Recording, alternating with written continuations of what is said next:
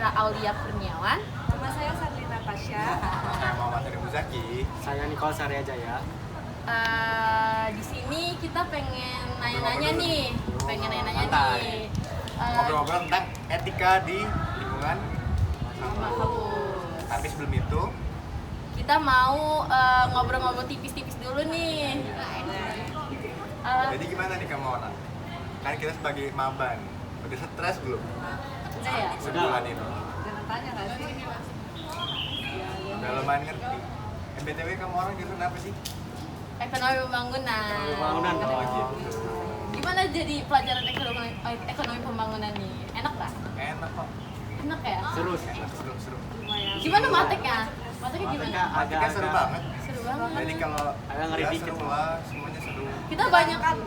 Kita banyak ini nggak sih jam-jam kosong gitu?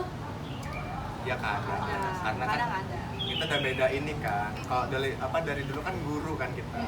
Sekarang dosen, ada lebih banyak job dosennya. Jadi habis ini kalian ada kelas nggak? Saya nggak ada. Kita orang nanti online. Online? Ngaku. Hah? Ada, nanti. Kamu? Ada. Habis zuhur. Abis juhur? Oh sama. Ya lo orang ada struggle nggak sih di pengantar akuntansi? Enggak. Oh nggak ada. Lancar dong aku nanti. Lancar. Aja. Ah, berarti emang sebelumnya dari IPS waktu SMA? Iya. Oh, Berarti ngerti tuh, ada serang tansi. Emang kalian di SMA dari IPS apa IPA? dari rumah. Dari IPS dong. Terus ngerti nggak? Kolinde. Ngerti dong. Ngerti. Lo ngerti kok? Dikit lah. Oh dikit, jangan Ngerti, udah ngerti. Ngerti dong. Ngertinya ngerti nyontek atau gimana? Nyontek dikit, belajar dikit. GPD ya? Nah jadi kita sih ngapain sih? Sini saya akan menanyakan 3 pertanyaan untuk masing-masing mereka. Langsung aja ya. Jadi pertanyaan pertama ini untuk Sherly nih. Bagaimana mahasiswa ini memaknai etika dalam kehidupan kampus?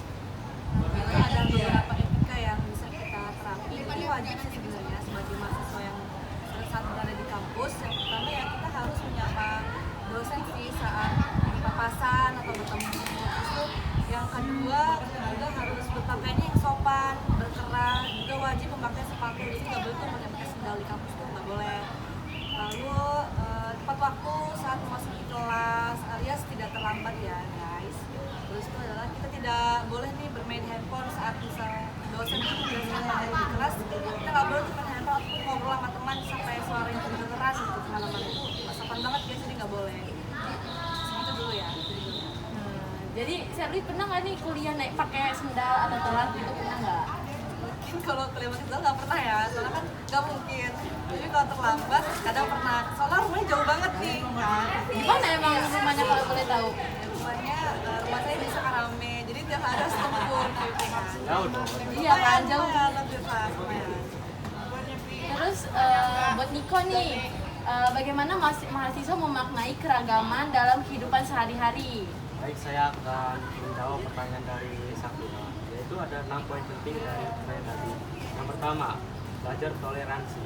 Yaitu toleransi lingkungan kampus yang banyak beragam. Mahasiswa belajar untuk menghargai perbedaan. Yang kedua, pengembangan pemikiran kritis. Dengan terpapar pada berbagai perspektif, mahasiswa belajar untuk berubah dan kritis terhadap diri baru. Yang ketiga, memperluas jaringan sosial. Keragaman kemungkinan mahasiswa untuk memperluas jaringan pertemanan jaringan mereka yang dapat bermanfaat dalam kehidupan pribadi maupun profesional di masa depan. Yang keempat, kerjasama dalam kelompok. Mahasiswa sering bekerja dalam tim dengan anggota yang memiliki latar belakang yang berbeda. Yang kelima, mengatasi konflik secara positif. Dalam interaksi sehari-hari, perbedaan pendapat atau pandangan sering terjadi. Mahasiswa belajar bagaimana menghadapi dan menyelesaikan konflik dengan cara sehat dan saling menghargai. Yang keenam atau yang terakhir adalah penggayaan pengalaman sosial dan budaya. Berinteraksi dengan orang-orang dari wilayah atau latar belakang yang berbeda, membantu mahasiswa lebih memahami keberagaman sosial dan budaya yang pada gilirannya dapat memperkaya pengalaman mereka dalam menjalani kehidupan sehari. Itu saja dari saya. Jadi kalau misalnya kita punya tugas kelompok itu kita harus partisipasi juga nggak sih? Atau misalnya kita kawan-kawan sama anaknya doang. Iya.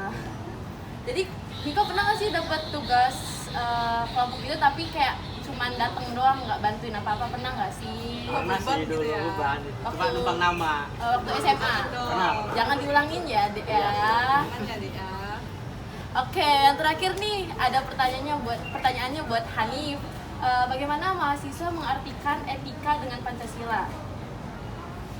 Jadi kalau kita mau mengaitkan etika sama Pancasila ini, kita ambil aja ini kan ruang terbuka atau forum diskusi. Nah, jadi saya nih menyampaikan pendapat ke mereka. Nah, misal pendapatnya itu ada yang kurang, ada yang apa, nanti dibetulin aja, nggak usah dibantah, apalagi dibubarin, itu nggak usah. Terus itu termasuk ke dalam sila keempat yang kerakyatan dipimpin oleh hikmat kebijaksanaan dalam permusyawaratan perwakilan. Jadi masyarakat Indonesia tuh bebas untuk berdiskusi, mahasiswanya. Kemudian sila pertama itu ketuhanan yang Maha Esa. Misal nih, dia orang Islam, Iko Kristen, saya Islam. Nah, itu kan nggak menjadi satu paduan yang bikin konflik gitu, kayak untuk Kristen sendiri gitu, minggir gitu kan, enggak. Sama-sama Kita ya minggir. saling menghargai. Terus ya itu berarti sebagai mahasiswa itu berarti SDM-nya naik, daya pikiran naik, dan itu aja sih dari Oh, jadi kalau menurut Hanif ini kita jangan kucilin yang berbeda dari kita nggak sih? Saling Iya dong, Contohnya, kita harus kan saling satu menghargai. Indonesia. Wajib ya, teman. Betul. Oke, jadi sekian aja pertanyaan dari saya. Saya Syafira Aulia Kurniawan. Saya Sani Natasha. saya Muhammad Muzaki, Saya Niko Sarejaya.